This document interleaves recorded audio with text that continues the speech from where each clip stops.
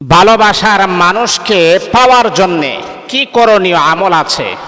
মনে রাখতে হবে, আপনি যাকে ভালোবাসেন, আপনি যাকে মোহাব্বত করেন, এই মোহাব্বতের মানুষটা যদি আপনার কাছ থেকে দূরে চলে যায়, এটা কিন্তু আপনার কাছে একটা অশান্তি মনে হয়। আহারে, যাকে আমি এত ভালোবাসলাম, যাকে আমি এতটাই মোহাব্বত করলাম, আজকে আমার মোহাব্বতের মানুষটা আমার পাশে নাই।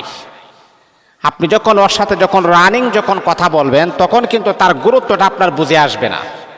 আপনি ম্যাক্সিমাম ছেলেমেয়েরা যখন একজন আরেকজনের সাথে রানিং কথা বলে, প্রত্যেক দিন প্রতিনিয়ত কথা বলে, তখন একজন আরেকজনের গুরুত্বটা বুঝে আসে না। আর যখন হঠাৎ করে কথা বলা বন্ধ করে দেই, তখনই বুঝে আসে, হারে তার যে কি পরিমাণ আমার প্রয়োজন, কি পরিমাণ যে গুরুত্ব। সে তো আসলে আমার একটা অক্সিজেন ছিল, যাকে ছাড়া আমার শ্বাস নিঃশ্বাস নেওয়াটাই বড় কঠিন। যখন কথা বলা বন্ধ করে দিই, তখন তার গুরুত্বটা প্রকাশ পায়। সম্মানিত হাজিরিন, যে কথাটা বলতেছিলাম, আমরা অনেক সময় কি করে জানেন? ভালোবাসার মানুষকে পাওয়ার জন্যে আমাকে অনেকে বলে, হুজুর কত টাকা লাগবে খালি আপনি বলেন, কত টাকা লাগবে আপনি আমাকে বলেন, তারপর আমি আমার ভালোবাসার মানুষটাকে পেতে চাই, যাকে ছাড়া আমার দুনিয়াটাই অন্ধকার। আসলে ভালোবাসার মানুষের জন্য মানুষ অনেক স্যাক্রিফাইস করতে পারে।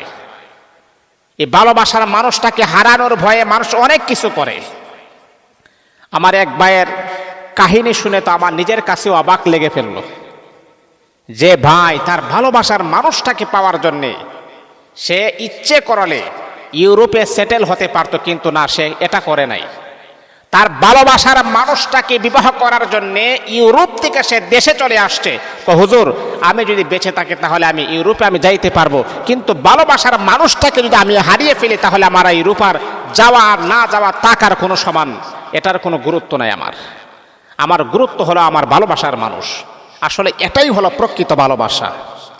অনেক সময় দেখা যায় অনেকে ভালোবাসার জন্য জীবন দিয়া দেয়, যে কি পরিমাণ ভালোবাসলে, কি পরিমাণ মোহাব্বত করলে একজন আরেকজনের জন্য জীবন দিয়ে দিই। কিন্তু হ্যাঁ, এটা কখনো করাটা ঠিক না। আমরা মুসলমান, আমরা আল্লাহকে বিশ্বাস করি। একজন ছেলের জন্যে, একজন নারীর জন্যে আপনি আপনার জীবনটাই বিসর্জন করে দিবেন, এটা কিন্তু ইসলাম কখনো সাপোর্ট করে না। কারণ আপনার জীবনের দাম কাবা শরীফের গিলাফের চাইতে আমার আল্লাহ সম্মানিত করেছেন।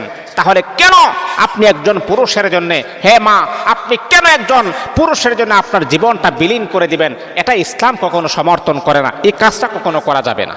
চেষ্টা করতে হবে ভালোবাসার মানুষটাকে পাওয়ার জন্যে, মোহাব্বতের পেয়ারা মানুষটাকে পাওয়ার জন্য আপনি আপ্রাণ চেষ্টা করতে হবে। তারপরে যদি ব্যর্থ হন, আল্লাহর উপর আপনি ছেড়ে দেন, কিন্তু জীবন দেওয়া যাবে না। এখন আপনি একজনকে ভালোবাসেন, মোহাব্বত করেন, ওই মানুষটা আপনাকে গুরুত্ব দেয় না, অথবা আপনাদের মাঝে কথা কাটাকাটি হইতে হইতে একটু ভুল বুঝাবুঝি হয়েছে, আর ভুল বুঝাবুঝি থেকে আপনাদের মাঝে একটা ডিস্টেন্স তৈরি হয়ে গেছে, ফারাক তৈরি হয়ে গেছে। একজন আরেকজনের কথাও শুনতে পারেন না, নাম্বারও ব্ল্যাক লিস্টে ফেলে রাখেন, কথাও বলেন না। যেই মানুষটা দিনের পর দিন, রাতের পর রাত আপনার সাথে ঘন্টার পর ঘন্টা কথা বলেছেন, আর ওই মানুষটার কথাই এখন শুনতে পারেন না, এটার কারণটা কি? এই কারণটাই নিয়ে আজকে আমি আপনাদের সামনে আলোচনা করব। ভালোবাসার প্রিয় মানুষটাকে কিভাবে পাবেন, তার করণীয় কি এবং বর্জনীয় কি, সেই বিষয়টা নিয়ে আমি আলোচনা করব। মোহাব্বত, এই ভালোবাসা আল্লাহ আমাদেরকে দিয়েছেন। একজন আরেকজনকে মোহাব্বত করবে, একজন আরেকজনকে ভালোবাসবে, এটাই স্বাভাবিক। এটা আল্লাহ পাকের নিজাম, আল্লাহ পাকের নিয়ম। একজন পুরুষ নারীকে ভালোবাসবে, একজন নারী পুরুষকে ভালোবাসবে। এই ভালোবাসার সিস্টেম যদি না থাকতো, একজন আরেকজনের প্রতি যদি আকর্ষণ, মোহাব্বত যদি না থাকতো, তাহলে আল্লাহ পাক বিবাহ বন্ধনটা আমার আল্লাহ হালাল করতেন না। এমন টান, এমন মোহাব্বত, এমন আকর্ষণটা এটা আমার আল্লাহ দিয়েছেন।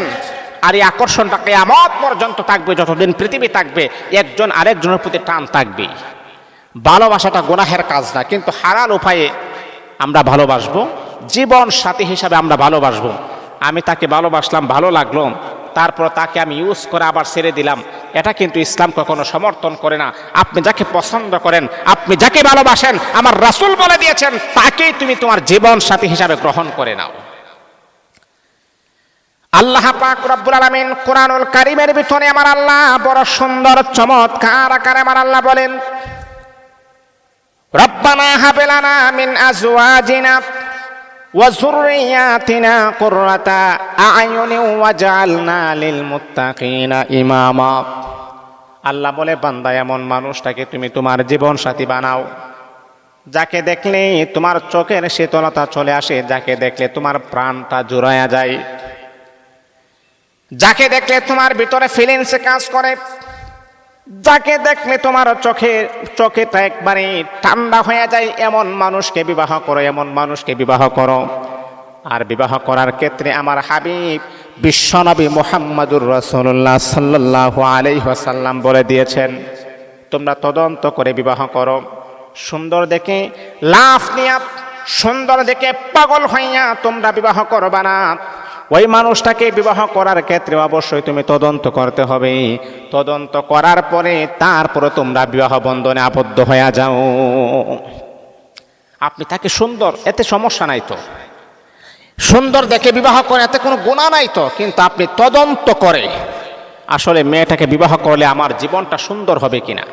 বিবাহটা তো একটা পুতুল খেলা নয়, সিনেমিনে খেলা নয়, আজকে করলাম আবার 2 দিন ইউজ করার পর ছেড়ে দিলাম না। এটা তো গার্লফ্রেন্ড আর বয়ফ্রেন্ডের সম্পর্ক নয়, এটা হলো স্বামী আর স্ত্রীর হালাল সম্পর্ক। এই সম্পর্কটা মৃত্যু পর্যন্ত যেন বহাল থাকে, সেই নিয়ত করে আপনি কিন্তু বিবাহ বন্ধনে আবদ্ধ হতে হবে।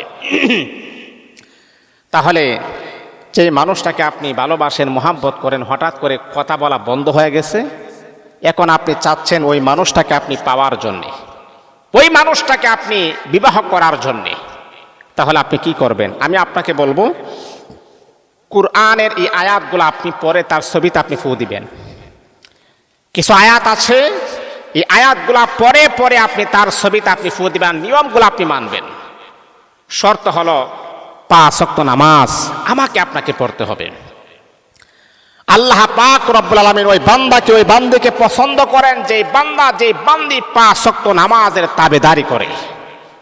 নামাজ পড়েন না, আপনি আবার আল্লাহর কাছে চান, আল্লাহ বলে তুই তো আসলে একটা সন্ত্রাস, আমার কাজ করস না, আবার আমার কাছে দাবি করস আল্লাহ এই দো সেই দো। এটা কি হয় বলেন? মালিকের কাজ করলে তারপরে মালিকের কাছে একটা জিনিস চাইলে মালিক খুশি হয়ে দিবে না, সে আমার কাজ করে তাকে একটা জিনিস দেওয়া যায়। কিন্তু আপনি তো আসলে মালিকের কোনো কাজ করেন না, তাহলে মালিক আপনাকে কিভাবে দিবে আপনি বলেন তো বাবা? তাহলে বন্ধুরে আমার শোনো, প্রথম নাম্বার শর্ত হলো 5 ওয়াক্ত নামাজ আপনি পড়বেন। আল্লাহ পাক রব্বুল আলামিনের গোলামি আপনি করবেন, 5 ওয়াক্ত নামাজ পড়বেন। 5 ওয়াক্ত নামাজ পড়ার পরে এই আমলটা যখন আপনি করবেন, পরিপূর্ণ তাওয়াক্কুল, পরিপূর্ণ ভরসা আল্লাহর উপরে নিয়ে আপনি করবেন। আমার আল্লাহ সব পারেন। ওয়াতুইজ্জু মান তাশাউ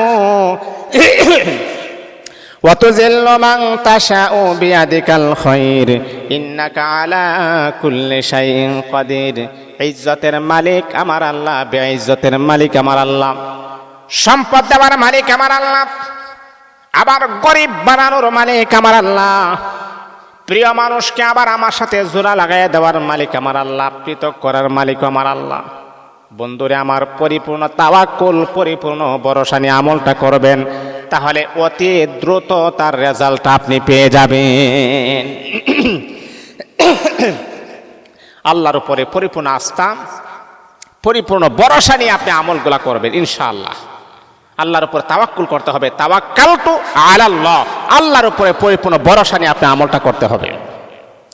তাহলে আপনি প্রথমে 5 ওয়াক্ত নামাজ, আল্লাহর উপরে পরিপূর্ণ আস্থা এবং ভরসা, তারপর উযু সহকারে আমলটা করবেন। কখন করবেন?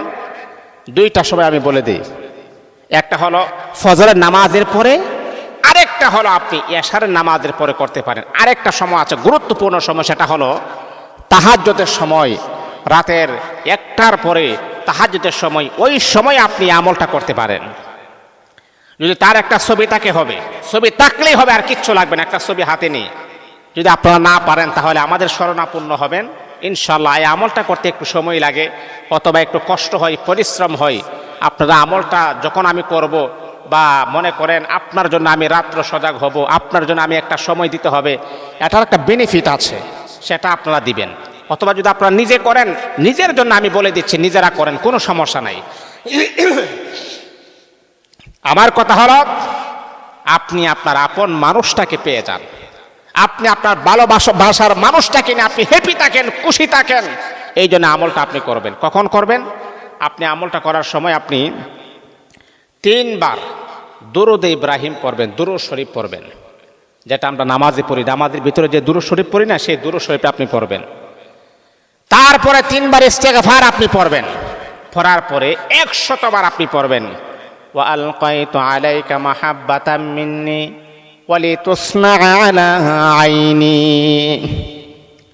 ওয়া আলকাইতু আলাইকা মাহাব্বাতাম মিন্নি ওয়ালিতুসনা আলা আইনি, ওয়া আলকাইতু আলাইকা মাহাব্বাতাম মিন্নি ওয়ালিতুসনা আলা আইনি। এই আয়াতটা 100 বার আপনি পড়বেন।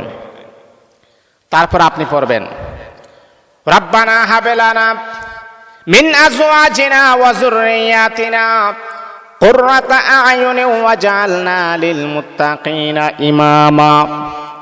রব্বানা হাব লানা মিন আজওয়াজিনা ওয়া যুররিয়াতিনা কুররাতা আ'য়ুনি ওয়াজআলনা লিল মুত্তাকিনা ইমামা।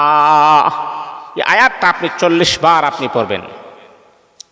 40 বার পড়ার পরে আপনি আল্লাহ পাকের কিছু নাম, ইয়া ওয়াদুদু, ইয়া রহমানু, ইয়া রহিম, একসাথে আপনি পড়বেন। 141 বার আপনি পড়বেন। ইয়া ওয়াদুদু, ইয়া রহমানু, ইয়া রহিম একবার, ইয়া ওয়াদুদু, ইয়া রহমানু, ইয়া রহিম 2 বার, ইয়া ওয়াদুদু, ইয়া রহমানু, ইয়া রহিম 3 বার। এইভাবে 141 বার পড়বেন। পড়া কমপ্লিট। আবারও 3 বার দুরূদ শরীফ, 3 বার ইস্তেগফার পরে ওই যে নামের উপর ওই যে তার যে ছবির মাধ্যমে ফু দেওয়ার আগে বলবেন, আল্লাহ এই মানুষটাকে আমি অত্যন্ত ভালোবাসি। তার নাম নেবেন, তার মার নাম নেবেন। যদি মেয়ে হয় মার নাম, ছেলে হইলে বাবার নাম নেবেন।